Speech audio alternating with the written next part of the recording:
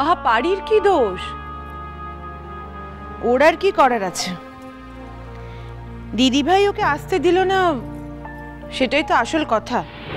শোনো মেজ বৌমা, বড় বৌমা নিজের দায়িত্বে একটা অসুস্থ মেয়েকে নিয়ে গেছে, তাকে দিয়ে সেখানে গানও গাইয়েছে। এবার তার ফেরার দায়িত্বটা সেই নেবে, এতে আর তো কথার কি আছে আমি তো বুঝতে পারছি না। ও তাহলে তো হয়েই গেল। তাহলে এখনো কেন এলো না, এখনো কেন এলো না, এটা বলে মাথা খারাপ কেন করছো? কেন মাথা খারাপ করছি? তা তোমার মেয়ে বের দিচ্ছ তো, সে পরে বাড়িতে যা তখন বুঝবে। আর আমার মেয়ে তো তোমাদের মতো সুস্থ স্বাভাবিক নয় কো, তাই বাপ মা হিসেবে তাকে নিয়ে আমাদের সর্বক্ষণ চিন্তা থাকে থাকে। সুস্থ স্বাভাবিক যখন নয় মা, তখন তাকে সেভাবে রাখলেই পারো। কি হয়েছে জানো তো সিমুই, এবার কেন এখন দুটো দল হয়ে গেছে, দুটো দল হয়ে গেছে। তুমি লক্ষ্য করে দেখবে যে সব সময় একটা দল আরেকটা দলের এগেনস্টে লড়াই করেই যাচ্ছে লড়াই। কথাটা স্বীকার করছো তাহলে? স্বীকার না করে আর উপায় কি দাদু ভাই? যা চোখের সামনে স্পষ্ট দেখতে পাচ্ছি তা অস্বীকার করি সাধ্য কি? তা না হলে দুজন ক্যান্ডিডেট যারা কিনা ডিসকোয়ালিফাইড হলো, তারা দুজনেই ফার্স্ট স্ট্যান্ড করে। ঠিক বুঝলাম না, তুমি আসলে কি বলতে চাইছো বলো তো ভূমি? যে পারি আর কাজল নিজেদের যোগ্যতায় প্রথম হয়নি? দাদু ভাই, রাঙা পিসি ভীষণ ভালো গান গেয়েছে, সেটা আমি 100 বার মানছি। কিন্তু একটা কম্পিটিশনে, মানে একটা ন্যাশনাল লেভেলের কম্পিটিশনে শুধুমাত্র ভালো গান গাইলেই তো হয় না, বিশেষ কিছু নিয়মাবলী থাকে যেগুলোকে পালন করতে হয়। ওদের দুজনের ক্ষেত্রেই এই নিয়মাবলীগুলো মানা হয়নি। হ্যাঁ, তার উপর বিচারক যখন তাদের বেতন পুরস্কার দিয়েছে, তখন বুঝতে হবে তারা মরতে কিচ্ছু পারে না কো, তাই দিয়েছে। তা তুমি কি বলতে চাইছো ভূমি, যে পারির ক্ষেত্রে ম্যানিপুলেশন হয়েছে? তা আমি আর কি করে জানবো বলো দাদু ভাই? বলা নেই কওয়া নেই, অমর্ত্য আঙ্কেল এই সময়তেই গিয়ে দিল্লিতে বসে রইলেন, জানি না কি হয়েছে। তা কে কিভাবে কলকাঠি নাড়ছে তা তো আর আমার পক্ষে জানা সম্ভব নয়, কি করেই বা জানবো?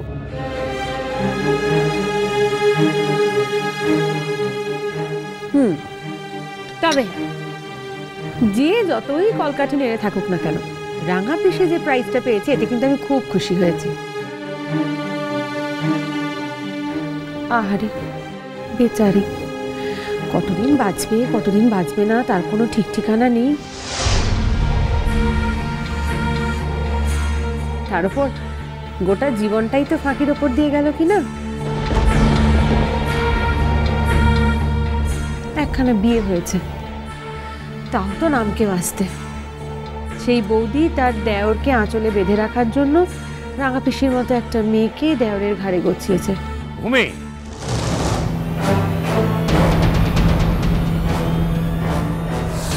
এই শোনো শোনো, আমার মেয়ে মরলো কি বাঁচলো তাই নিয়ে তোমার কি দরকার বলো দেখিনি?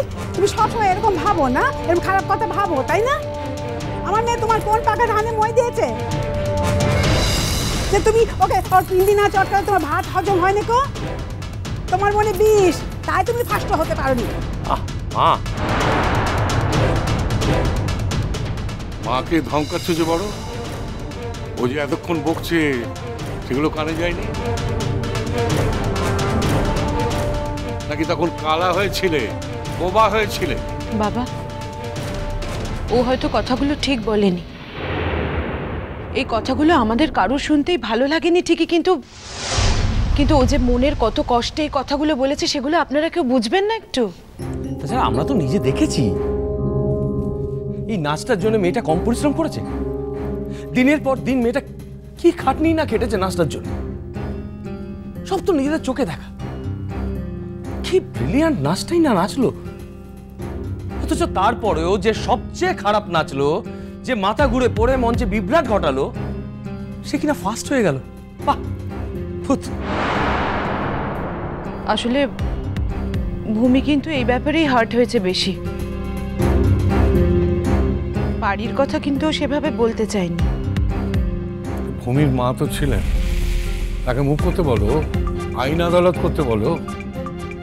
দাদু ভাই, আমার মা খুব ভালো করে জানেন আমার মাকে কি করতে হবে, তাই এ ব্যাপারে তোমাকে কোনো কথা না বললেও চলবে। তাহলে তো ল্যাটা চুকেই গেল।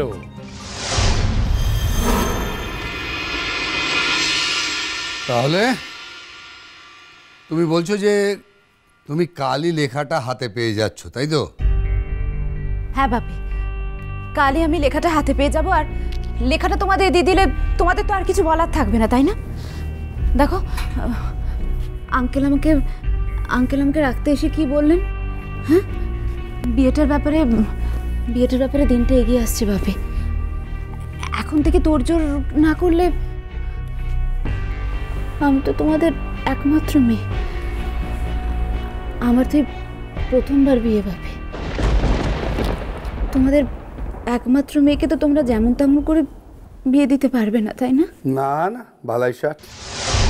বালাইশাট আমরা কি তা করতে পারি? কখনো না। তুমি আমাদের একমাত্র মেয়ে, তোমাকে তো অনেক ধুমধাম করে আমাদের বিয়ে দিতে হবে। আর সেই জন্যই তো মানে বিয়েটা যাতে ভালোভাবে দিতে পারি, সেই জন্যই তো এত আটঘাট বেঁধে নামতে চাইছি, যাতে আমাদের কোনো ভুলভ্রান্তি না হয়ে যায়। আর তাছাড়া আমরা তো আগেই তোমায় বলেছিলাম, যে মুহূর্তে তুমি কাজলের সই করা লেখাটা নিয়ে আসবে, ঠিক সেই মুহূর্ত থেকেই তোমার বিয়ের জন্য আমরা তোড়জোড় করব। তুমি তোমার কথা রাখো তো, আমরাও মানে আমাদের কথা রাখবো। একটা কথা বলে আসি, তুই রাগ করিস না। আমার যতদূর ধারণা, অরিন ওই লেখাটা নিয়ে আসতে পারবে না। মা, তোমরা সবসময় কেন এত নেগেটিভ কথাবার্তা বলতে পারো? তোমরা চাওই না যে আমি অরিনের সঙ্গে সুখে সংসার করি।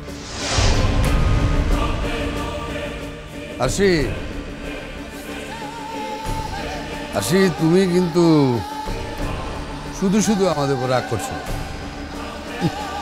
দেখো, আমাদের অভিজ্ঞতারও তো একটু দাম দিতে হবে। আমি কিন্তু তোমার মায়ের মতো বিশ্বাস করি যে অরিন ওই লেখাটা তোমাকে কোনোদিনও দেখাতে পারবে না। বুঝতে পেরেছ?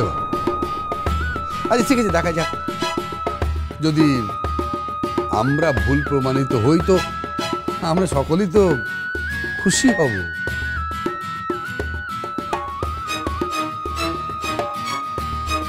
অরিন তোমাদের লেখাটা দেখাতে না পারলেও লেখাটা আমি দেখাতে পারবো। মানে কি করে? বাপি,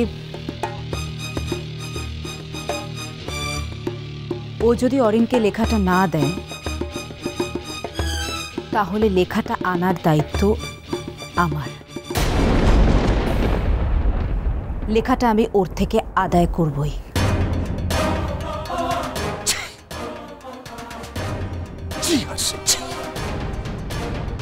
আর কত তুমি নিজেকে নিচে নামাবে বলো তো? আর আমাদেরই বা আর কত ছোট করবে তুমি বলতে পারো?